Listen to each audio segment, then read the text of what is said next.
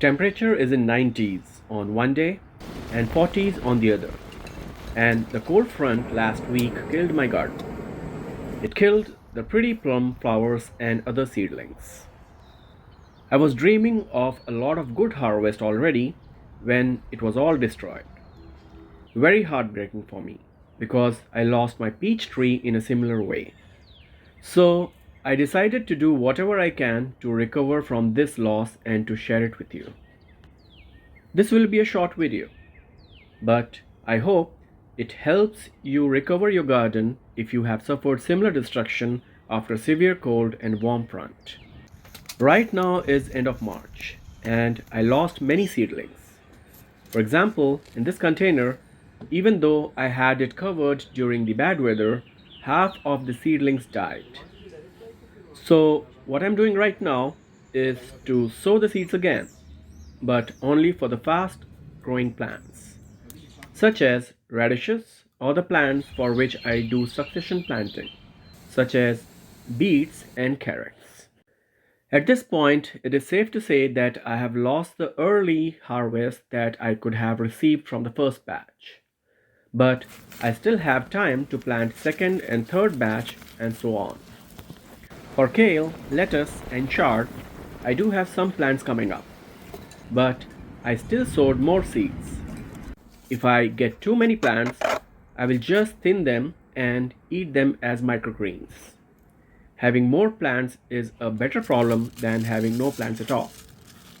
I will do the same for peas. They survived well in this container, but something went wrong with the other one. So I will add more seeds to this one. If you lost some bigger seedlings which needed to be in ground by end of March, such as cauliflower, broccoli and such, it will be wiser to buy seedlings for them instead of starting them from seeds now because it is too late for that. So explore resources around you to see from where you can get cheaper seedlings. I lost many flowers too.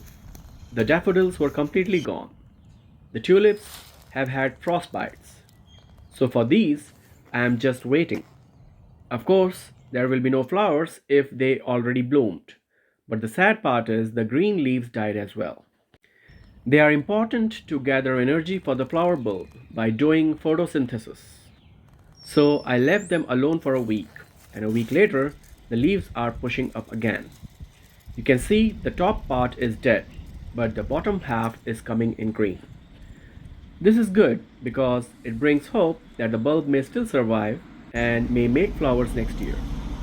If these green ones would have not shown up, I guess planting daffodils in fall would have been my next best option. For bigger plants and trees like this beautiful plum tree, which was blooming so graciously this year, and it even had its leaves coming out, each and every flower and leaf turned brown after being hit by the frost. What can I do here? Instead of shaking off the dead leaves and flowers, I decided to wait a week to see what happens.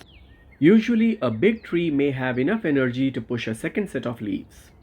It may take up to 4 weeks to do so. There will be no second set of flowers for sure, so no plums for me this year. After a week, I noticed some greenery coming back to the tree. This is a good sign that the tree is still alive. If your tree is not doing this, another way to check whether it is alive or not is to slightly peel a small portion of the bark and see if it is still green or has sap coming from it. If it is, then the tree is still alive and just needs some more time to push the second wave of leaves. Usually, bigger trees may survive this, but younger ones may not. I know firsthand because this is exactly how I lost my peach tree. It was a beautiful tree, made lots of peach the second year, but during the third year, when it was ready to bloom, a late winter cold front killed the buds. It never recovered from it. Sadly, my honeyberry bushes seem to be in worse condition as well. They were doing so good this year. They had so many flowers, and I was expecting it to be the year of honeyberry for us.